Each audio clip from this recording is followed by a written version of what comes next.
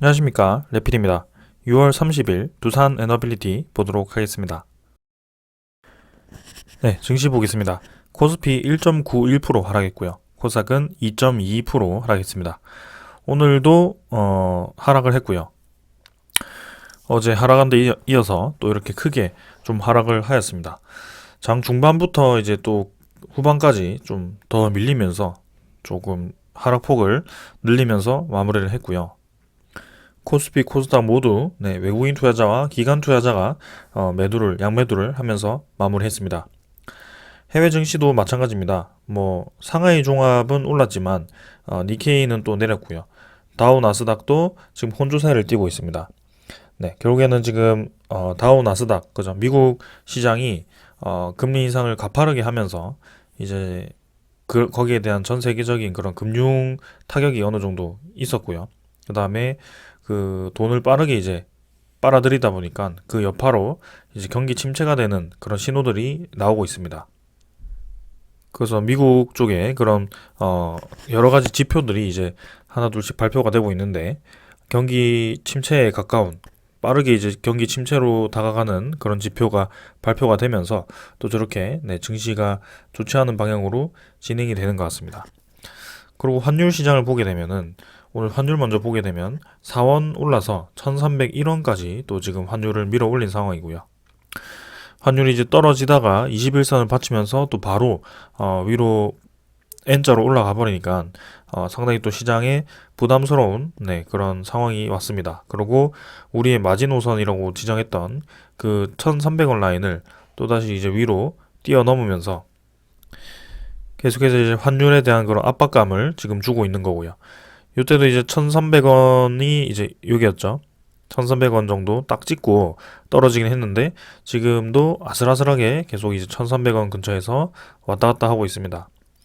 이 1300원이라는 의미 자체가 시장에 주는 타격이 굉장히 클 수 있기 때문에 그 기준으로 해서 지금 기관 투자자라든지 외국인 투자자가 좀 기계적으로 빠져나가는 그런 모습이 나오기도 하는 거고요.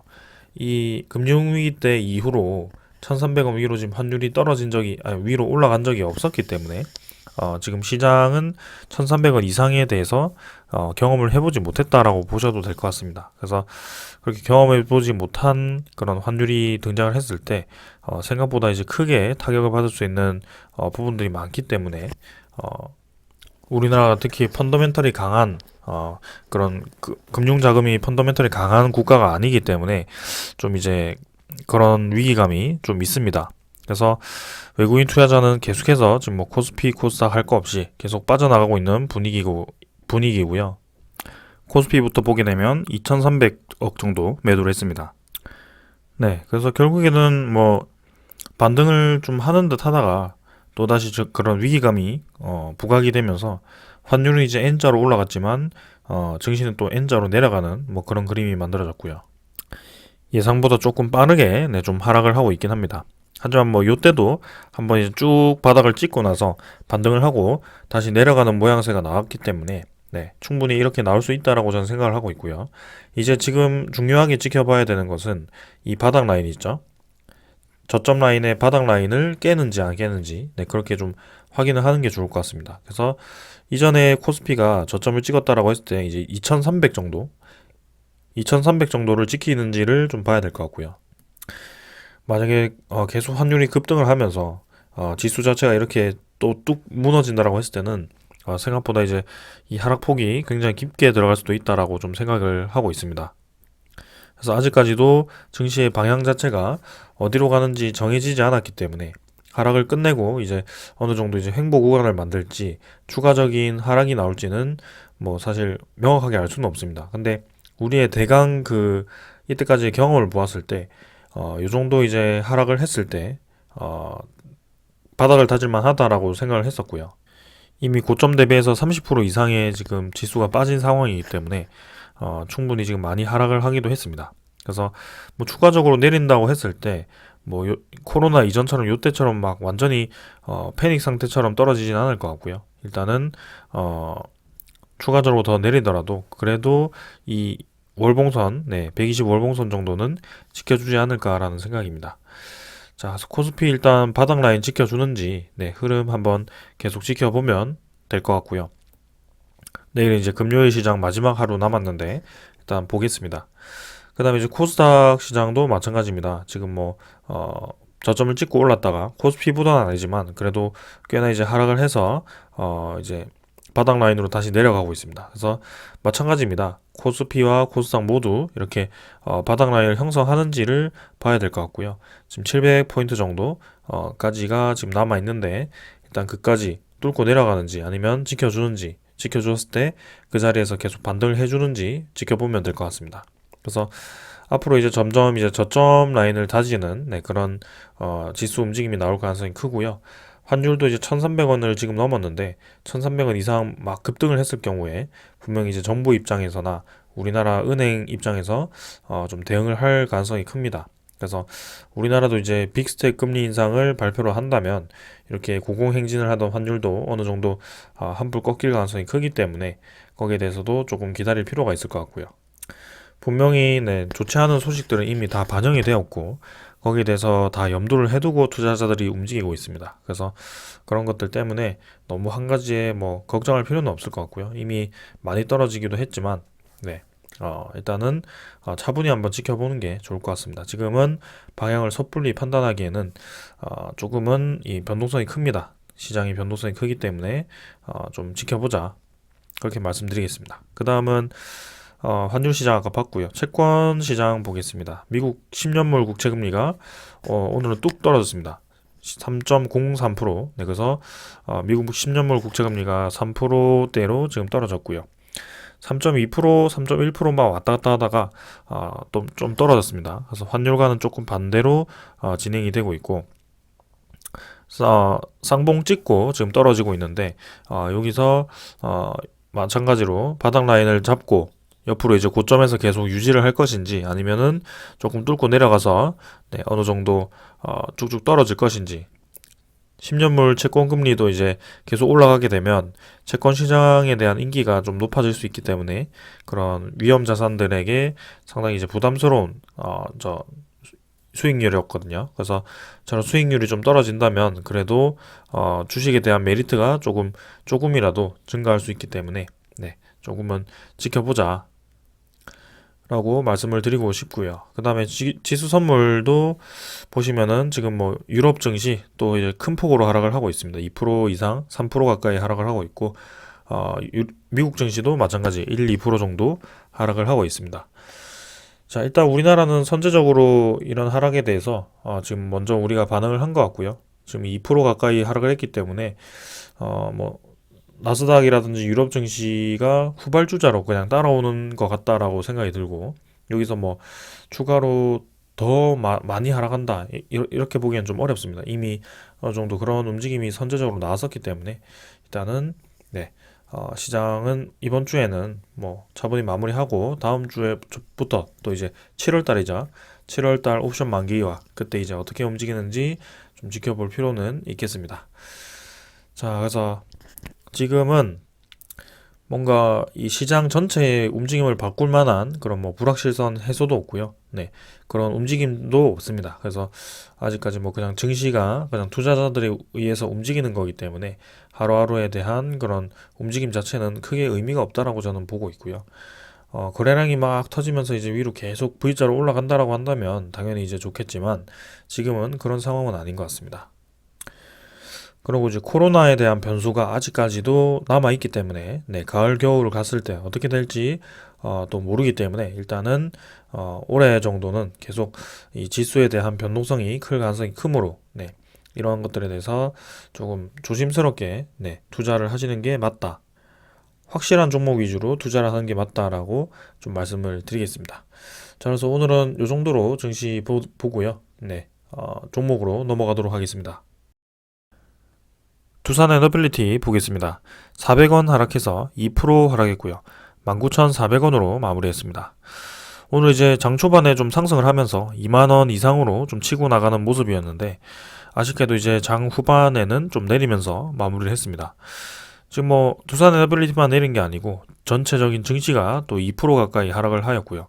환율이 이제 1,300원 이상으로 또 이제 붙이면서 또 증시가 계속해서 좀 쭉쭉 떨어지는 모습이 나오고 있습니다.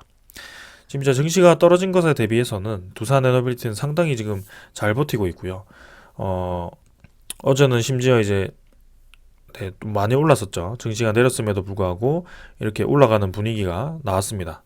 자, 오늘 거래량을 보시면 830만 주입니다. 이렇게 이제 힘없이 떨어지는 것 같았어도 결국에는 또 수급이 어느 정도 붙어 있었고요. 최근에 이제 800만 주 이상은 계속 지금 유지를 해주고 있는 모습입니다. 그래서 이 거래량이 저는 중요하다라고 지금 생각을 하고 있고요. 이 수급 자체가 빠지지 않고 주가는 좀 하락을 했지만 빠지지 않고 유지가 되고 있다는 점. 주가가 떨어지더라도 금방금방 이렇게 뚝뚝뚝 밀어 올리는 모습이 나오죠. 중간중간에. 그래서 어, 매수를 계속 이제 저가 매수를 이어가고 있다라는 거죠. 어떤 세력이. 네. 그래서 오늘 이제 뭐 주가를 밀어붙이면서 어제와 그다음에 뭐 요때처럼 막 밀어붙이면서 이제 주가를 올리지는 않았지만 그래도 지금 수급은 아직도 살아 있다라고 생각을 하고 있고요. 며칠 더 기다려 보면 또다시 모멘텀이 나오면서 추가적인 상승이 나올 가능성도 충분히 있다라고 보여집니다. 지금 이제 원래는 두산 에너빌리티가 이 증시의 움직임에 대해서 그대로 떨어지면 떨어지고 조금 올라가면 올라가고 이런 식으로 좀 움직이는 모습이었는데요. 특히 이제 증시가 떨어지면서 이렇게 계속 떨어지는 모습이 나왔었습니다. 근데 지금은 이제 반등을 한번 하기 시작하니까 계속 이제 밀어붙이면서 올라가고요. 그 다음에 증시가 크게 반등하지 못했음에도 불구하고 이렇게 주가를 잘 버티고 있는 모습입니다. 꽤나 많이 올렸죠. 저점 대비해서. 그래서 우리는 계속해서 두산 에너빌리티를 뭐 그대로 지켜보면 될 것 같고요. 지금 뭐 크게 변한 사항은 없고 주가 자체는 다시 안정적인 그런 궤도로 들어왔기 때문에 차분히 그냥 지켜보면 될 것 같습니다. 사실 이 기간 동안 코스피 자체는 계속 이런 식으로 떨어졌기 때문에 지금 코스피가 2300입니다, 여러분들.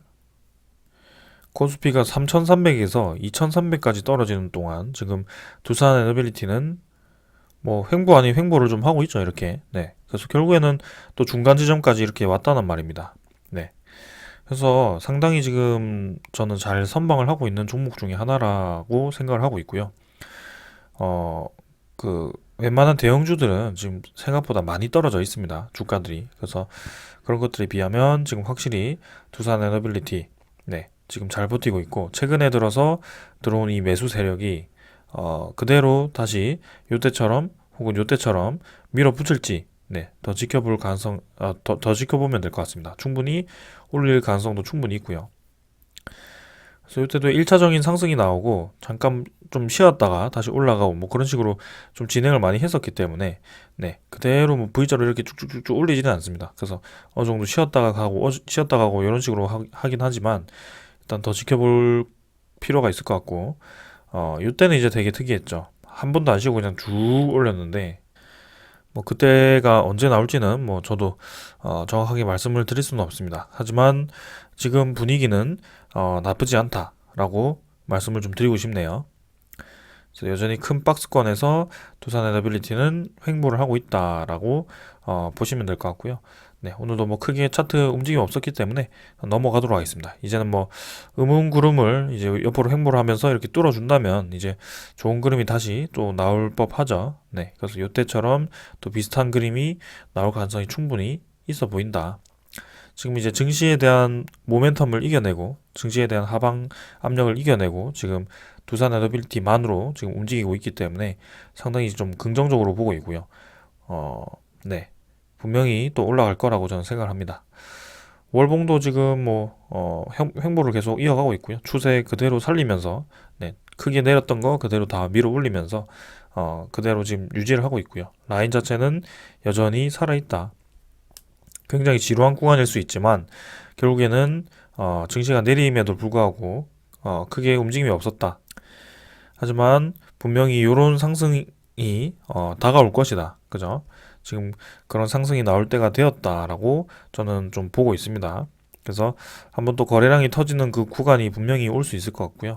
네, 그때가 뭐 언제가 될지는 정확하게 말씀드릴 수 없지만 계속 지켜보다 보면 네, 그런 시기가 분명히 한번 나올 거라고 저는 보고 있습니다. 네, 지금 분위기 자체는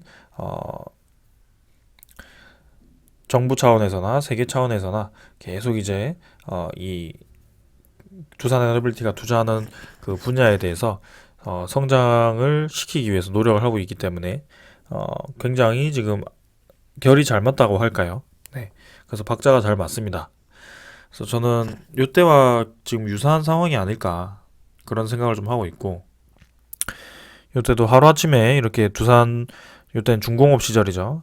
올라간 것이 아니었기 때문에 일단 네, 지켜볼 필요 있겠습니다. 뭐 당연히 요때는 이제 증시가 굉장히 활활 타오르면서 올라갔었기 때문에 뭐 그런 영향도 좀 있었겠지만 지금은 분명히 지금 추세가 올라가는 추세로 진행이 되고 있다라는 점은 네, 사실입니다. 자, 그래서 조만간 또 거래량이 터지는지, 그죠? 이 거래량이 유지가 되는지, 또 이때처럼 뭐 500만 주, 300만 주까지 떨어지는지 뭐 그렇게 체크하면 될 것 같고요. 지금 계속 이제 800만 주 이상 유지를 한다는 것은 지금 계속 모멘텀을 살려가고 있다라고 보시는 게 맞을 것 같습니다. 자, 그 다음에 이제 수급으로 넘어가겠습니다. 오늘 특이한 수급이 또 들어왔죠. 외국인 투자자가 지금 109만 주 매수를 했습니다. 어제에 이어서 또 100만 주 이상을 매수를 했고요. 지금 이틀 연속 이렇게 100만 주 이상 매수한 적이 거의 없었는데 또 이렇게 크게 매수가 들어왔습니다. 특히나 지금 이 매수 세력을 보면 JP 모간에서 또 81만 주 정도 들어왔는데요. 지금 JP 모간이 이렇게 크게 움직일 때는 특이한 케이스가 많았죠. 그래서 어떤 종목에 대해서 뭔가 지분을 변동시켜야 할 때, 네, 그때 이제 좀 활발하게 움직이는 경향이 있는데 MSCI 리밸런싱 때가 대표적인 네, 그런 케이스였습니다. 그래서 JP 모간이 이제 이번에 두산 에너빌리티에 대한 그런 비중을 좀 늘렸는지 그때 MSCI 리밸런싱 때도 이 JP 모간이 매수를 이어갔었던 것 같고요. 네, 그러고 이제 그 다음에 조금 팔긴 했지만 뭐 그런 비중 조절이 좀 있었던 것 같습니다. 그때도. 근데 이번에도 보시면은 80만 주 이상을 매수한 것을 보았을 때는 어느 정도의 비중 조절이 있었던 것 같고요. 이게 뭐 하루아침에 두산에너빌리티가 좋아서 이렇게 JP 모간이 80만 주씩 이렇게 매수하진 않습니다. 네, 분명히 이제 그런 이해관계에 의해서 움직이는 투자자이기 때문에 그런 이해관계가 있었을 거라고 생각을 하고 있고요. 거기에 대한 이유는 나중에 좀 설명을 드리도록 하겠습니다. 자, 그 다음에 기간 투자자는 3,700주, 네, 3,700주 정도 매도를 하면서 뭐 거의 보합 수준이었습니다. 그래서 오늘도 이제 금융투자가 19만 주 매도를 했지만 보험, 투신, 연기금 투자자가 또 매수를 했고요. 네, 지금 계속 매수하고 있죠. 이 기간 투자자가 이 6월 23일부터 해서 하루도 빠짐없이 매수를 하고 있습니다. 물론 이제 금융투자가 매도를 하면서 좀 이렇게 전체적인 수급은 매도로 잡히는 경우가 있지만 이 금융투자에 대한 매도 물량은 EWR에 대한 공매도 물량일 가능성이 크다라고 저희가 말씀을 드린 적이 있고요. 이때까지 1WR이 됐든 유상증자가 됐든 신주가 대량으로 상장될 때마다 이 공매도 잔고가 교환이 되는 경우가 있더라. 네, 그래서 그렇게 말씀을 드렸고요. 그때마다 이제 확인해 보니 금융투자가 적극적으로 매도한 그런 시기가 많았고 외국인 투자자도 같이 이제 쌍으로 좀 매도하는 시기가 많았다. 그렇게 좀 말씀을 드렸는데 이번에는 특이하게 외국인 투자자가 이렇게 200만 주 이상 네, 이틀 연속 들어오는 모습입니다. 그래서 여기에 대해서는 좀 이따 제가 설명드린다고 했죠. 그래서 일단 수급 설명드리고 공매도 설명드리고 나중에 이제 두산에너빌리티 소식 전달해 드릴 때 전해드리겠습니다. 자, 일단은 기간 투자자도 계속 매수를 하고 있다. 연기금 투자자도 16만 주 매수하면서 지금 확실히 매수세로 지금 돌아섰습니다. 지금 최근에 이제 6월 7일부터 해서 이 수급을 살펴보면 단 3일을 제외하고는 다 매수를 했고요. 다시 한번 두산에너빌리티에 대한 지분을 좀 늘려가는 방향으로 진행을 하고 있습니다. 자, 그래서 좀 기대감을 가질 수 있을 것 같고요. 증시가 내려가고 그 다음에 외국인 투자자와 기관 투자자가 코스피에서 대량으로 빠져나가고 있는데 오히려 외국인 투자자와 기관 투자자가 계속 최근에 매수가 들어온다. 네, 분명히 이유가 있겠죠. 그리고 개인 투자자만 이렇게 매도가 잡혔고 자, 조금만 더 지켜봐 주시길 바랍니다. 자, 그 다음에 이제 뭐 넘어가서 네, 저거는 좀 이따 말씀드리고 공매도 잔고 한번 확인해 보겠습니다. 자, 공매도 잔고입니다. 1890만 주로, 네, 어제 대비해서 또 50만 주 정도가 늘었습니다. 1890만 주로 50만 주 정도 늘었고, 지금 매일매일 늘어나고 있죠. 그래서 1500만 주에서 지금 1900만 주 가까이, 최근에 또 400만 주 가까이가 급격하게 좀 늘었습니다. 그래서 이전에 이제 1000만 주에서 500만 주 정도 또 늘었는데, 잔고만 한다면 이제 900만 주 정도가 지금 좀 늘어나 있는 상태입니다. 사실 계산상으로 보면 이제 EWR로 상장이 될 수 있는 물량은 560만 주 정도가 지금 남아 있는데, 거기보다 좀 많이 지금 구매도가 늘어나 있죠. 일단 거기에 대해서는 더 지켜볼 필요는 있겠지만, 보시면 이제 이 1공매도 거래량이 이때부터 이제 조금씩 줄어들기 시작했습니다. 여전히 이제 많은 편이긴 했지만 오늘 이제 39만 주 정도 나오면서 1공매도 거래량이 좀 많이 줄었고요. 네. 이제 확실히 이제 공매도가 더 이상 늘어날 필요가 없다라고 생각을 할 수도 있습니다. 네, 이제는 오늘 6월 30일이었죠. 그래서 거래는 EWR에 대한 거래는 오늘 마무리가 되었고요. 네, 이제 7월 3일에는 7월 3일까지 이제 그게 유지가 되고 7월 4일에는 완전히 상장 폐지가 되기 때문에 그 전에 적어도 이제 내일까지는 상환 신청을 좀 하는 게 좋겠다라고 말씀을 드리겠습니다. 상장 폐지가 되면 완전히 빵원이 되기 때문에 조심을 해야 되고요. 공매도 잔고는 네, 지금 조금 늘어나 있는 상태로 저렇게 진행이 되었다. 그 다음에 이제 대차 잔고도 확인을 해봐야겠죠. 자, 대차 잔고도 한번 보겠습니다. 대차 잔고는 지금 뭐 오늘 체결 상환 크게 없었고요. 사실 뭐 상환이 조금 늘었습니다. 근데 뭐 거의 유지죠. 3,560만 주 정도로 유지고요. 대차 잔고도 지금 최근에 좀 많이 늘어나다가 네, 3,500만 주 정도에서 유지를 좀 하고 있습니다. 그래서 공매도 잔고가 상환될 때 네, 아무래도 대차 잔고도 같이 좀 상환이 되지 않을까 네, 그런 생각을 좀 해보고요. 네, 그 상환이 되는 날이 이제 곧 발표가 될 것 같습니다. 자, 그래서 오늘 외국인 추적 물량은 108만 주 플러스였지만 추가로 더 크게 매수를 했죠. 126만 주 정도, 127만 주 정도 매수를 했고요. 어제도 96만 주 매수가 들어왔는데 지금 126만 주, 127만 주 정도 매수 들어와서 거의 220만 주 정도를 이틀 동안 매수를 했습니다. 그 결과 지금 외국인 보유율 자체가 10.03%로 10% 이상이 되었습니다. 최근에 이제 10% 이상이 된 적이 10%를 딱 찍었던 적이 있었는데 그 이상 넘어간 적은 거의 없었거든요. 네. 근데 지금 오늘로써 10%를 넘어서는 지금 지분이 되었습니다. 그래서 지금 증시에서 외국인 투자자가 환율이 높아지면서 코스피 대형 종목 위주로 좀 빠져나가는 모습이었는데 이렇게 기계적으로 매수를 했다라는 것은 분명히 이유가 있겠죠. 네, 거기에 대해서 이제 지금 설명을 드리도록 하겠습니다.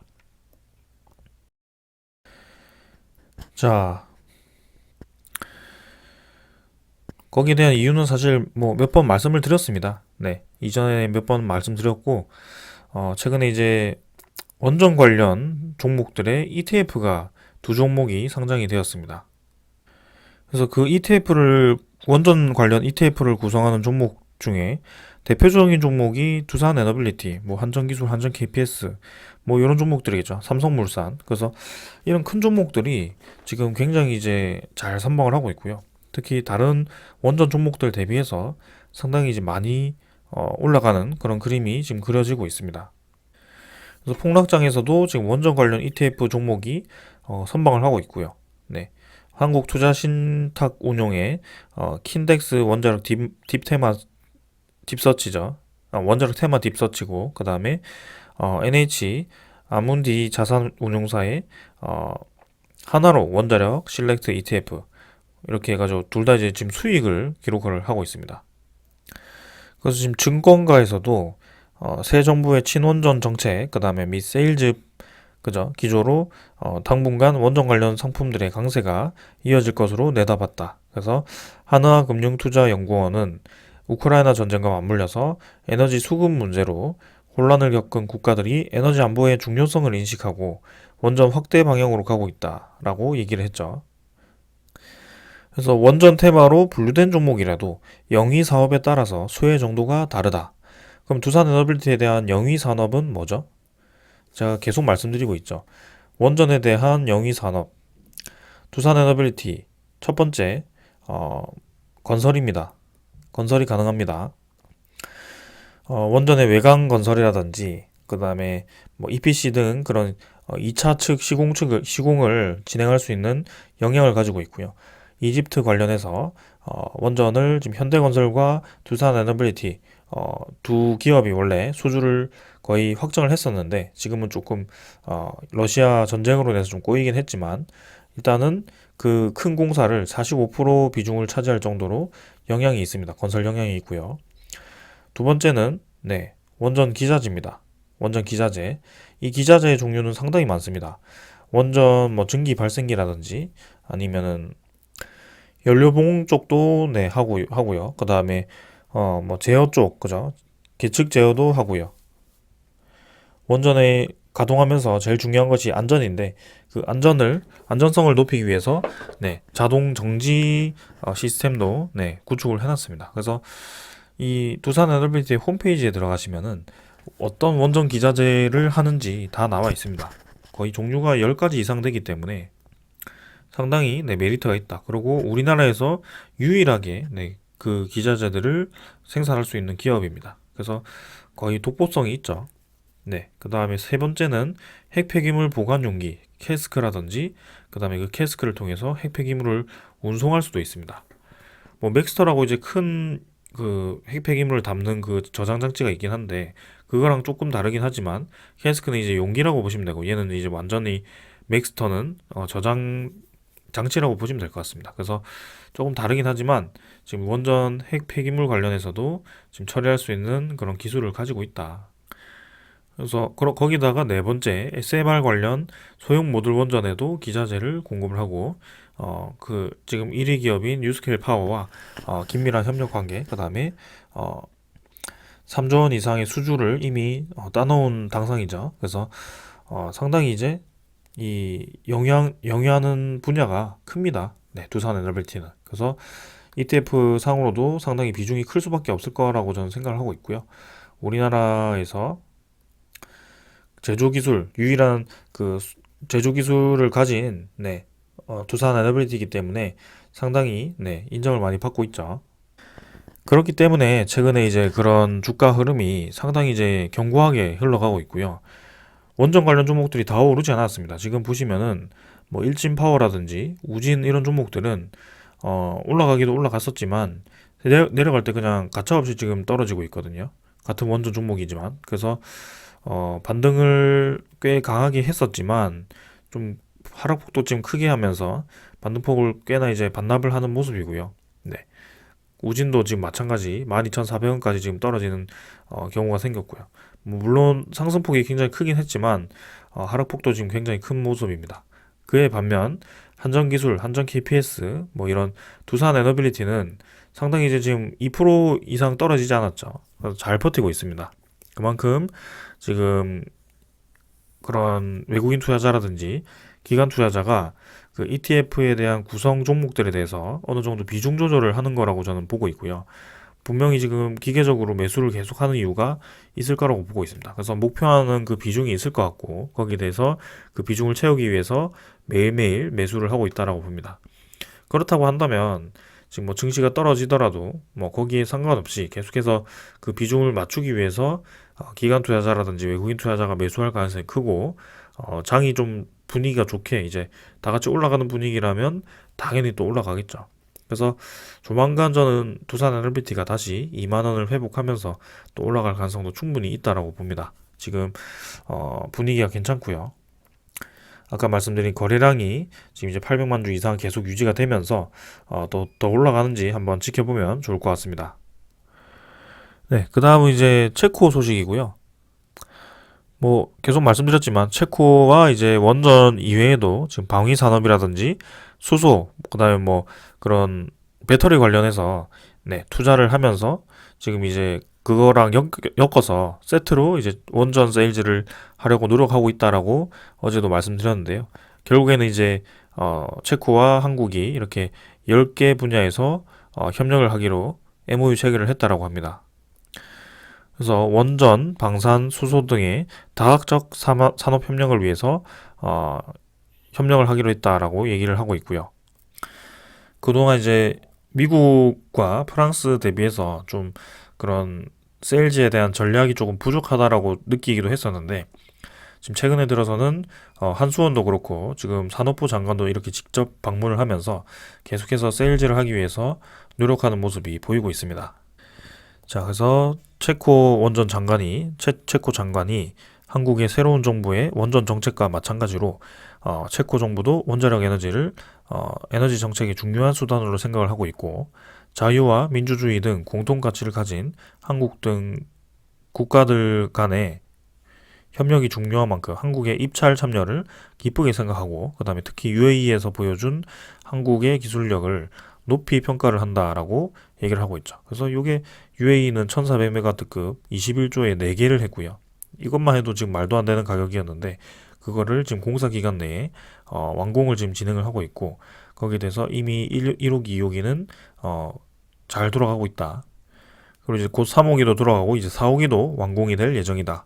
상당히 이제 우리가 신뢰를 많이 쌓았죠. 거기다 이제 정부 차원에서 친원전 정책 때문에 이제 그런 원전을 건설하는 자금까지 지원을 해준다라고 하니까, 네, 체코 입장에서는 당연히 이제 우리나라의 손을 들어줄 수밖에 없을 것 같습니다. 미국도 이제 한국과 같이 협력을 하기로 했기 때문에, 네, 굉장히 유리한 구지에 있다라고 저는 보여지고 있고요. 프랑스도 기술력이 좋긴 하지만 최근에 들려오는 소식으로는 프랑스 쪽에 있는 그런 원전 쪽에서 좋지 않은 소식들이 계속 들려오고 있다라고 합니다. 그래서 가격 측면에서나 기술력 측면에서나 안정성 측면에서나 상당히 이제 우리나라가 유리한 고지를 차지를 하고 있다라는 점. 그래서 내년 정도에는 좀 원전 수주 소식이 몇 개 들려오지 않을까라는 생각입니다. 자, 그 다음에 우리나라도 지금 최근 5년 내에 예비 전력이 최악이라고 합니다. 지금 어, 여러분들 요즘 습해가지고 에어컨 자주 트시잖아요. 그죠? 그래서 예비 전력이 이제 5.2기가와트로 2008년, 2018년, 2019년, 2020년 대비해서 상당히 지금 예비 전력이 낮다.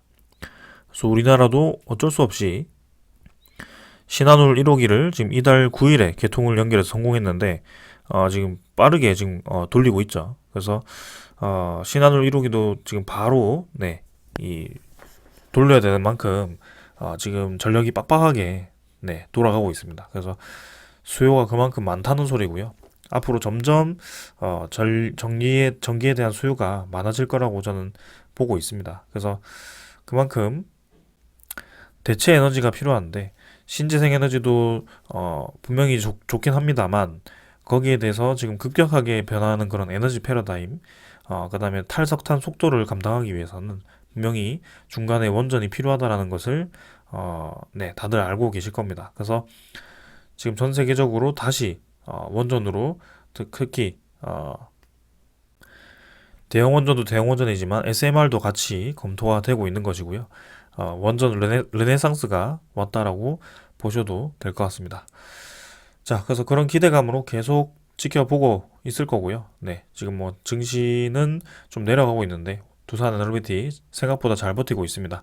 ETF 영향인 것 같기도 하고, 일단은 네, 외국인 투자자 계속 매수하고 있고 기관 투자자도 계속 매수하고 있고, 이 매수세가 이어가는지 매수세를 이어주는지 지켜볼 필요 있을 것 같고, 거래량도 그 이상 뻗어나가는지 한번 그런 관전 포인트를 가지면서 천천히 한번 지켜보도록 합시다. 자, 오늘 여기까지 하고 마무리하겠습니다. 감사합니다.